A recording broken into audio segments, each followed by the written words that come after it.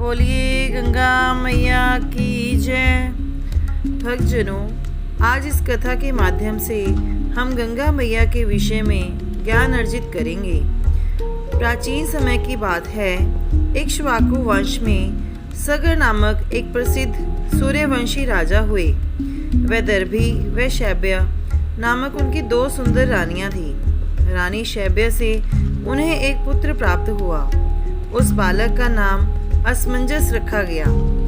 उनकी दूसरी पत्नी वैदर्भी ने पुत्र की कामना से भगवान शिव की कठोर उपासना की।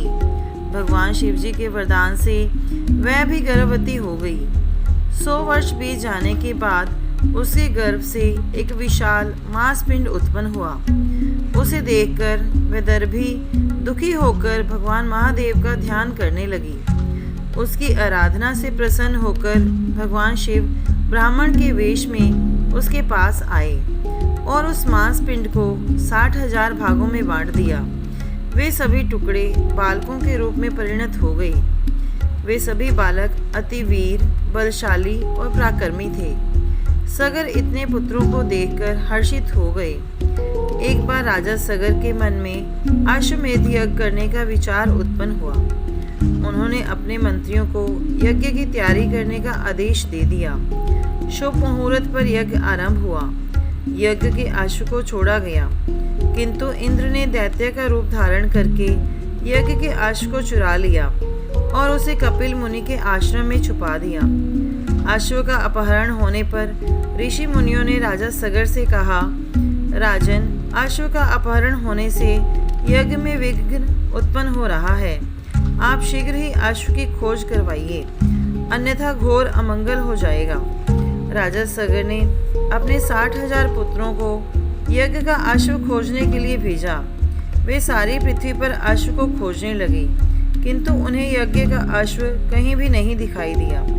तब उन्होंने अपनी बलिष्ठ भुजाओं से पृथ्वी को खोदना आरंभ कर दिया। उनके प्रहारों से पृथ्वी सहित वहां रहने वाले नागों, दैत्यों और अन्य प्राणियों की करुण चित्कारें गूंजने लगी।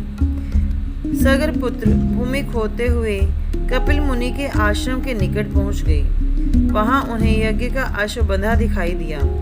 उन्होंने सोचा कि यज्ञ में विघ्न डालने के लिए कपिल मुनि ने ही उसका अपहरण किया है, और उन्होंने भगवान विष्णु के अंश अवतार कपिल मुनि को अपशब्द कह दिए। इस पर कपिल मुनि ने उन्हें शाप देकर भस्म कर डाला। यह समाचार सुनकर सगर शोक में डूब गए। तब उनके पौत्र अंशुमान ने कपिल मुनि की स्तुति की। कपिल मुनि ने प्रसन्न होकर उसे यज्ञ का अश्व दे दिया। अंशुमान अश्व को लेकर सगर के पास लौट आया और यज्ञ पूर्ण करवाया।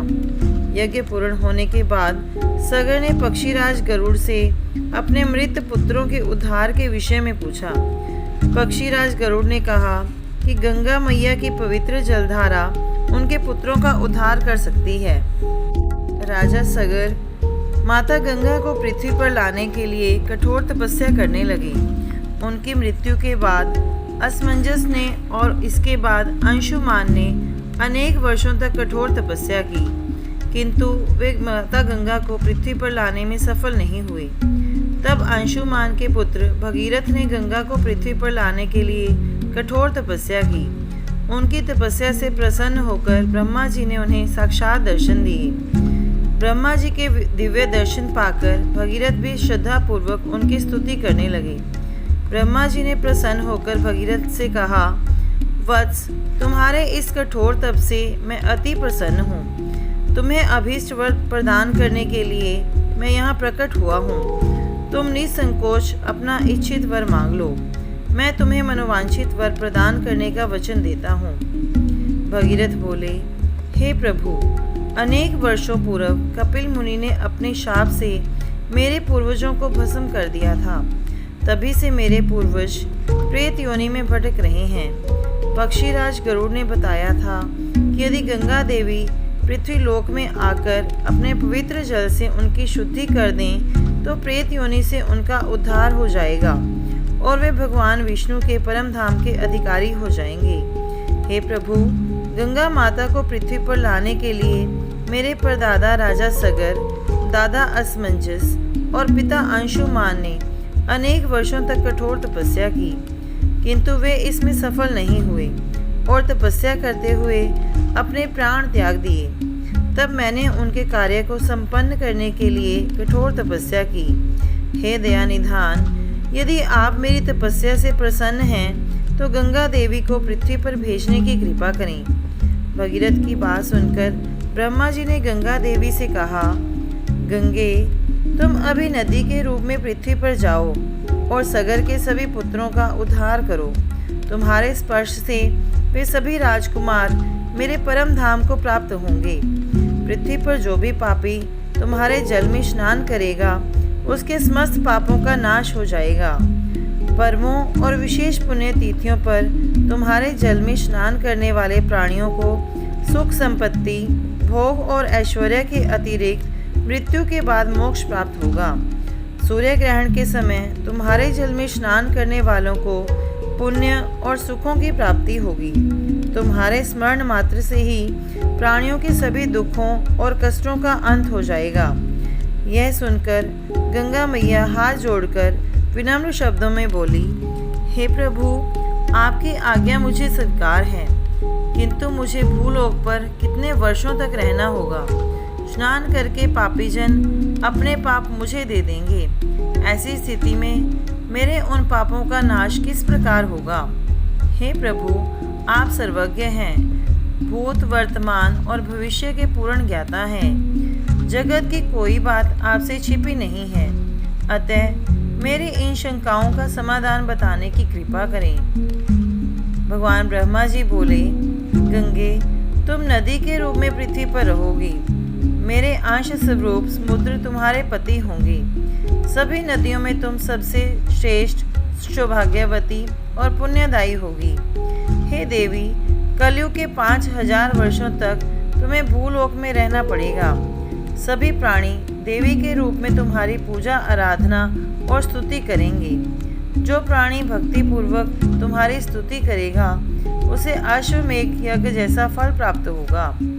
गंगा शब्द का निरंतर जप करने वाले प्राणियों के समस्त पाप नष्ट हो जाएंगे और मृत्यु के बाद वे वैकुंठ के अधिकारी बनेंगे। इस प्रकार जब ब्रह्मा जी ने गंगा की सभी शंकाओं को दूर कर दिया, तब वे राजा भगीरथ से बोली, राजन, ब्रह्मा जी की आज्ञा, सरस्वती के शाप और तुम्हारी तपस्या के फलस्वरूप मैं तुम्हारे साथ पृथ्वी पर चलने को तैयार हूँ।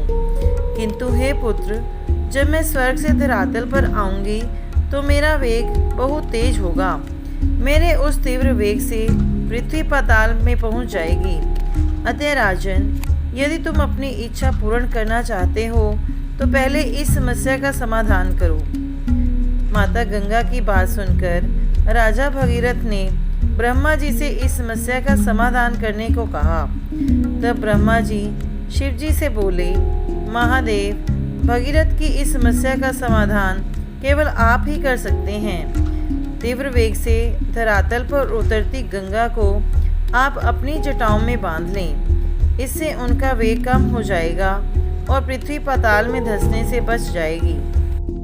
भगवान शिव जी इसके लिए सहर्ष तैयार हो गई। तब गंगा देवी ने श्री कृष्ण जी को प्रणाम किया और नदी के रूप में धरातल की ओर चल पड़ी। धरातल की ओर जाते समय उनकी गति बहुत तेज हो गई। ऐसा प्रतीत होने लगा मानो प्रलय काल आ गया हो। मेघ भीषण गर्जन करने लगी। गंगा के वेग को देखकर पृथ्वी कांप उठी। तभी ब्रह्मा जी की प्रेरणा से भगवान शिव जी गंगा के मार्ग में आ गए और गंगा पूर्ण वेग से शिव जी की जटाओं में समा गई। तब भगवान शिव जी ने अपनी जटा की एक लट को खोलकर गंगा की एक धारा को पृथ्वी पर छोड़ दिया। गंगा अत्यंत धीमी गति से धरातल पर गिरने लगी। इस प्रकार पृथ्वी पाताल में धंसने से बच गई। गंगा के धरातल पर पहुँचते ही राजा भगीरथ बोले, हे परम कल्याणी देवी, पापियों के पाप धोने वाली पुण्यमयी देवी, आपको मेरा कोटि कोटि नमन। माते, आपकी कृपा से संतानहीन को संतान की प्राप्ति हो। बंधन में पड़े हुए व्यक्ति के समस्त बंधन कट जाएं। पापियों के पाप पुण्यों में बदल जाएं ये वरदान दें। इस प्रकार स्तुति करते हुए भगीरथ गंगा जी को लेकर वहां पहुँचे, जहां उनके 60,000 पूर्वज जलकर भस्म हो गए थे। माता गंगा का स्पर्श होते ही वे सभी वैकुंठ लोक चले गए। भगीरथ के प्रयत्न से गंगा पृथ्वी पर आ सकी थी, अतः माता गंगा को भगीरथी भी कहा जाने लगा। बोलिए गंगा मैया की जय।